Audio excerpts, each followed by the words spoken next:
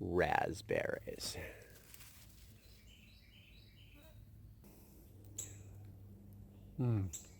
Delicious. Hey, guess what, guys? Last video was pretty interesting stuff, definitely. We learned about a lot of different things. But in this next video, we're going to talk about something that we have addressed in the past. And that noise is me moving through the bushes. We've addressed the issue of prepper anxiety in the past. And this one actually dives a little bit deeper and how to deal with some of these things. But before we get into that, guys, do me a favor. Hit that like button, or that like button right there.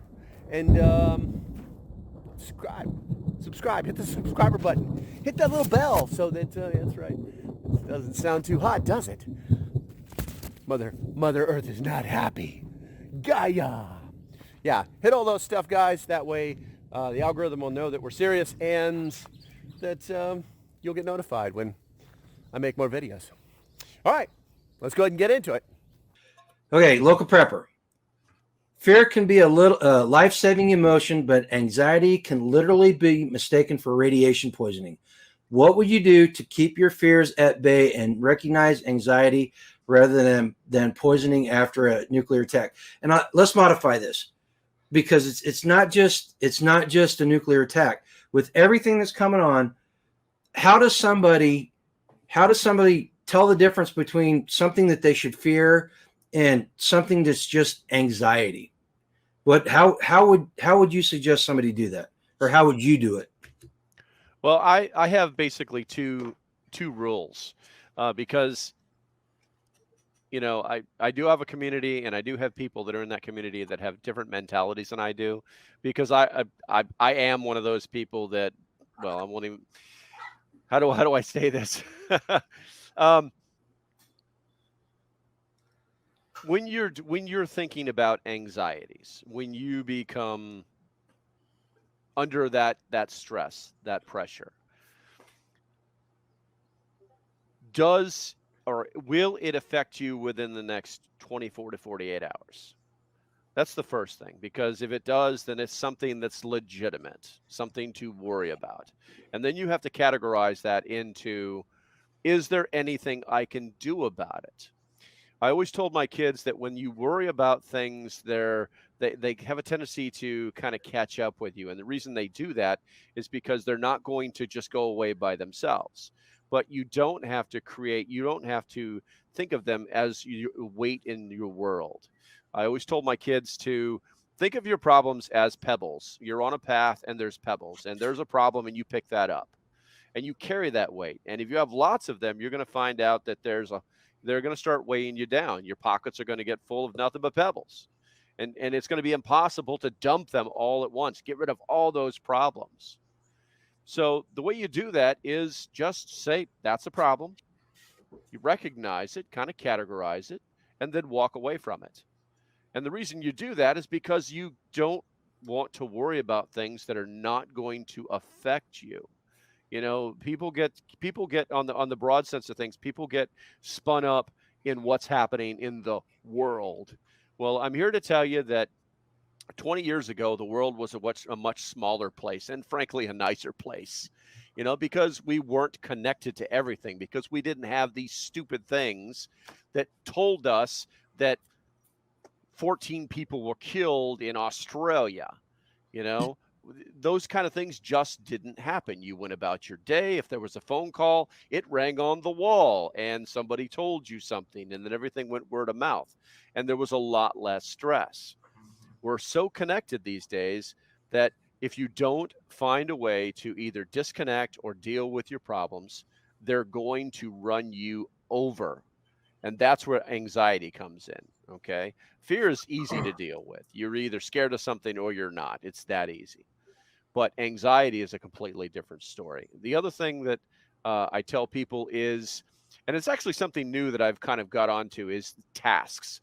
People have a tendency to make these lists of things that they have to do. And then those lists get so big and the anxiety starts to build because you're not accomplishing anything. I tell people now to stop doing the little things first. we're so locked in on the dopamine hit that we get from either swiping or accomplishing some rudimentary little thing that we don't understand what psychiatrists have known for years. Every time you accomplish a task, whether it's large or small, you get a little hit of dopamine. You feel that sense of accomplishment is what they termed it. You feel better. So if I have a list of 20 things to do and 10 of those things I can accomplish in one day, every time I accomplish one of those little bitty tasks that took no effort whatsoever to do, I get a hit of dopamine. All right. If you go, like Tag was saying, I was out putting poles in for a new barn today, and whatever you finish today, you got to hit a dopamine at the end of the day. Mm-hmm. Well, this generation wants hit after hit after hit after hit. So they're doing all the small things first. And then when things start to line up, they still have this massive list of stuff to do. And it creates more anxiety for them. It's actually hard to understand unless you understand what's happening on the physiological level, what is actually happening in their brains, because they're very different than ours. Very different than ours. The old adage of, do all the little things and then the big things will take care of themselves. That's not true. Mm-hmm. Because today, if I went out and raked my yard and cleaned my gutters and swept my porch, the poles were not going to get put in for that barn today. Do the big things first and then worry about the little things. And a lot of your anxiety will go away. So 100%. 100%. Yeah. Well said. You want to know how I get rid of anxiety? How's that? Sure. You run. Yeah. Mm-hmm. Yeah. I only run from cops, man. Take and do something physically demanding. Take and do something so that you're so goddamn tired afterwards. Yeah. That's true. You're going to sleep like a baby. Yeah. Yep. And those anxieties that you had when you go out and you get something done for about an hour and 20 minutes, 2 hours, if you're really that stressed, go do something physically demanding for that amount of time. And when you come back, you're going to feel like a different person. So that's how I deal with it. And I'm not suggesting that's what other people do. Yeah. But find something that you can do that takes your mind in a place that does something good, rather than sitting around lamenting about the things that you think are the problem. Yeah. Because that's what causes anxiety. You need focus. And if you can focus on a particular discipline, mine happens to be cardiovascular. And I use that for a lot of different things. If I'm sick, I'll take my ass on a run, because you know what? I could stay in bed and be sick, or I could go out and knock out a 10-miler. So that's just how I deal with it. But everybody else has their own way of dealing with anxiety and stress. But it all comes from focusing on something other than what's causing you the anxiety. Mm-hmm. Yep. So, yeah. And you're absolutely right. Physiologically, when you are physically active, actually doing something that's physically intense, two things actually happen. Your brain actually focuses on all the things that you're not actually worried about. It's very weird how it happens. And then also that actually releases internal stresses that you have already. It's just good for you altogether, But it's an opportunity for me to check out. And yeah, exactly. Turn it off. I find myself sometimes listening to things. I started this the other day. I actually put in a podcast that, and asked myself, why am I even listening to this?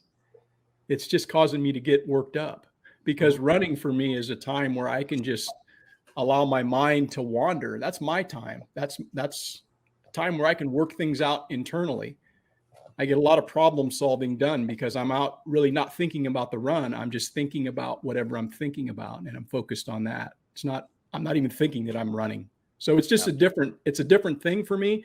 But again, for whatever people can take away from that, just understand that if you're focused on something that's positive and that it's giving your body physiologically something that is of benefit, you're just naturally going to feel better. You're not going to have trouble sleeping. You're not going to have trouble, with this anxiety, because you've cured that with something that occupies your mind elsewhere. Dude, I'm with Miss Melody when it comes to running. I just don't want to pass along. That's all I'm concerned about. Oh, I Okay. feel you, man. I know that's some people that I used to hate it. I used to hate it. I only did it because it was part of like what I could do to keep myself physically fit for my job. But once I kind of became fanatical and got into ultra running, it was just one of those things where I actually needed to do it. It's a weird thing. That's a that? conversation you guys need to have. You need to have that conversation on your channel, because listen to you talk about that ultra running. You're certifiable, man. Seriously. Yeah, it's a weird thing. I can't even imagine doing that.